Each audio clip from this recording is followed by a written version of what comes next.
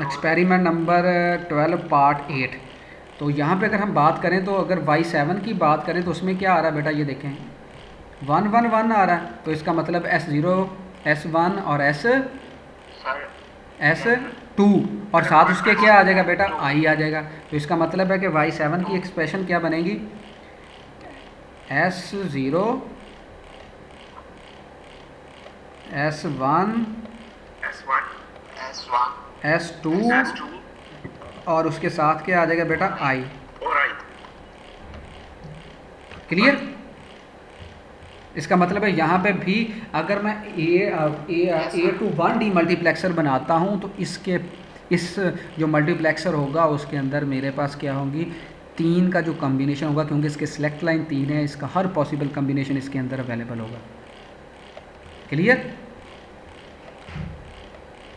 इसका मतलब कितना इजी हो गया कि आप कोई भी सर्किट डी मल्टीप्लेक्सर की मदद से भी इम्प्लीमेंट कर सकते हो और मल्टीप्लेक्सर की मदद से भी इम्प्लीमेंट कर सकते हो। मल्टीप्लेक्सर की मदद से, हाँ जी। ये देखें, अगर ये देखें 3 वेरिएबल्स मेरे पास यहाँ पे यूज़ हो रहे हैं। ये देखें 1 to 8 का डी मल्टीप्लेक्सर का सर्किट बनाया हुआ है। तो यहाँ पे कौन सा कम्बिनेशन अब मेरे पास आउटपुट पे मिल रहा है बेटा, इस पे कौन सा मिल रहा है, S0 कम्प्लीमेंट, ऐसे ही है ना, S1 कम्प्लीमेंट, यही एक्सप्रेशन है ना इसकी, और S2 कम्प्लीमेंट। और अब याद रखना कि मल्टीप्लेक्सर में बाद में एंड गेट के आगे आर गेट भी लगा होता है, लेकिन डी मल्टीप्लेक्सर में आर गेट नहीं होता। क्यों नहीं होता, क्योंकि हमारे पास हमने मर्ज करना ही नहीं है उसको, हमने मल्टीपल आउटपुट रखनी है, उसकी होती ही मल्टीपल आउटपुट है, तो हमें मर्ज करने की ज़रूरत क्या, कनेक्ट करने की ज़रूरत क्या। अगर इसकी बात करें ये y1 की, इसकी एक्सप्रेशन क्या बनेगी बेटा, इसकी 0 0 1 होगी, तो S0 नहीं बेटा, 0 इधर से राइट से स्टार्ट किया है उसने। ठीक हो गया। तो अब अगर मैं आपको कोई एक्सप्रेशन दूं और उसको कहूं कि इसको डी मल्टीप्लेक्सर की मदद से इंप्लीमेंट करो, तो क्या हो जाएगा कि नहीं हो जाएगा, नहीं। कैसे होगा, अभी तक आपसे नहीं होगा। मैं कहता हूँ कि लेट्स सपोज मैं यहाँ पे कुछ टेक्स्ट लिख देता हूँ, ये लें जी, ए, इसको कम्प्लीमेंट कह देते हैं, ए कम्प्लीमेंट, या जहाँ पे अगर हमने कहा कि जी एस की बजाय हम ए कर लेते हैं, ए कम्प्लीमेंट, बी कम्प्लीमेंट और सी कम्प्लीमेंट, और करो इसको किसके साथ, A complement, A as it is कर दो या ए कम्प्लीमेंट ही लिख लो, ए कम्प्लीमेंट और ए कम्प्लीमेंट छोड़ो, बी कम्प्लीमेंट और सी कम्प्लीमेंट। इसको मुझे ये एक्सप्रेशन मैंने आपको दे दी है, मैं कहता हूँ इस एक्सप्रेशन को इस मल्टीप्लेक्सर की मदद से इम्प्लीमेंट करें। तो बेटा याद रखना है, ये जो डी मल्टीप्लेक्सर है ये आप 1/8 डी मल्टीप्लेक्सर की मदद से भी इसको इम्प्लीमेंट कर सकते हो और 1x4 डी मल्टीप्लेक्सर की मदद से भी इसको यूज़ कर सकते हो। हमने क्या किया, अगर 3 वेरिएबल हैं, 3 सिलेक्शन लाइन वाला हमने डी मल्टीप्लेक्सर ले लिया। अगर हम 2 वाला लेंगे तो इसमें से जो एक वेरिएबल बचेगा उसको हम as a input I use कर लेंगे, वो हम देखेंगे बाद में कैसे करना है। लेकिन अभी हम जो डी मल्टीप्लेक्सर की बात कर रहे हैं, मल्टीप्लेक्सर की बात बाद में कर लेते हैं, अभी हम डी मल्टीप्लेक्सर को ही देख लेते हैं। तो अब हम क्या करेंगे बेटा, इसका मतलब है कि ये जो 2 एक्सप्रेशन उसमें से एक एक्सप्रेशन ये है और एक ये है और दोनों आर हो रहे हैं। अब हमने इसको किसकी मदद से इम्प्लीमेंट करना है, डी मल्टीप्लेक्सर की मदद से। हम देखेंगे कि इस डी मल्टीप्लेक्सर जो हमने 3 वेरिएबल का ले लिया है उसमें ये वाला कम्बिनेशन कहाँ पे यूज़ हो रहा है और ये वाला कम्बिनेशन कहाँ पे आ रहा है। अगर इस कम्बिनेशन की बात करें तो ये क्या है, ए कम्प्लीमेंट है, बी कम्प्लीमेंट है, सी कम्प्लीमेंट है, तो डेफिनेटली ये कम्बिनेशन क्या बनेगा, 0 0 0 बनेगा। तो ये हमारे पास एक तरह का ये y0 होगा, तो हम इसको बाहर निकाल लेंगे।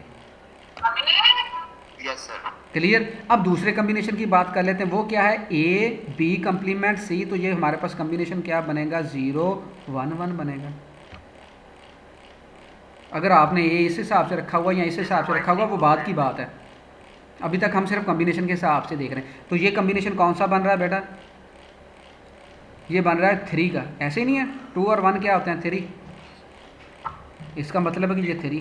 तो हम क्या करेंगे, इन दोनों को क्या करना है, अब हमने इन दोनों को हमने क्या करना है बेटा, और कर देना है। एक ये हो गया, एक ये हो गया। इन दोनों से हमने बाहर इनपुट निकाली है और इन दोनों को हमने और कर दिया। ये दूसरा वाला तो 1 0 0 नहीं बने। हाँ जी, हाँ, कोई भी कम्बिनेशन ले लें। और यहाँ पे अगर हम देखें तो ये क्या बनेगा, 1 0 0 बन जाएगा डेफिनेटली। सॉरी बेटा, ये 0 1 1 नहीं है, ये क्या बनेगा, 1 0 0 बनेगा, क्योंकि ये ए जो है ये विदाउट कम्प्लीमेंट है। तो ये किसका बनेगा, चलो हम ये भी ऐड कर लेते हैं, प्लस इसमें ऐड कर लेते हैं कि ये बनेगा हमारे पास ए कम्प्लीमेंट, और क्या बनेगा, ए कम्प्लीमेंट, ये लें जी बी और सी। अब क्लियर है। तो इसका क्या बन जाएगा, ये इसकी नंबर बन जाएगा। तो अगर हम इसका देखें, ये बना 1 0 0, तो ये क्या बना 4 वाला, तो ये 4 वाला। तो हमने ये तीनों को क्या कर दिया बेटा, और कर दिया,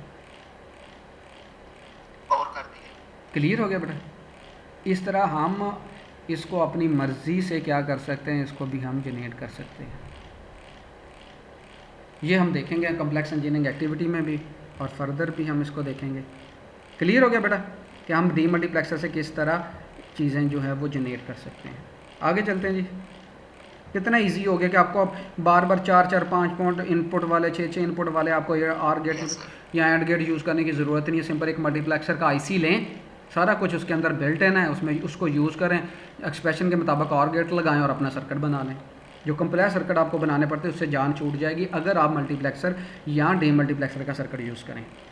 ये बेटा उसी तरह प्रोसीजर, ये उनके आईसी नंबर गिवन है आपको कि कौन सा आईसी नंबर किस पे काम कर रहा है, क्योंकि आपको टास्क जो दिए गए हैं ये देखें आपके पास डिफरेंट टास्क हैं। 2 to 1 लाइन मल्टीप्लेक्सर है, 4 to 1 लाइन मल्टीप्लेक्सर है, A to 1 लाइन मल्टीप्लेक्सर है। फिर क्या कहा हुआ है कि जो टास्क नंबर 4 है कि A to 1 line multiplexer with IC भी आपने इम्प्लीमेंट करना है। तो वो टेबल में गिवन है, इसी नंबर आप वो यूज़ कर लें।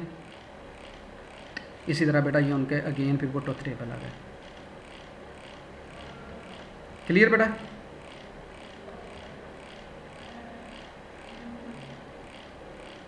बेटा कोई चीज़ कन्फ्यूजन, यस सर। चलें ठीक हो गया बेटा, फिर इम्प्लीमेंट करें, स्टार्ट करें। हाँ सर, ठीक है। कोई इशू हुआ तो फिर मुझसे पूछ लीजिएगा।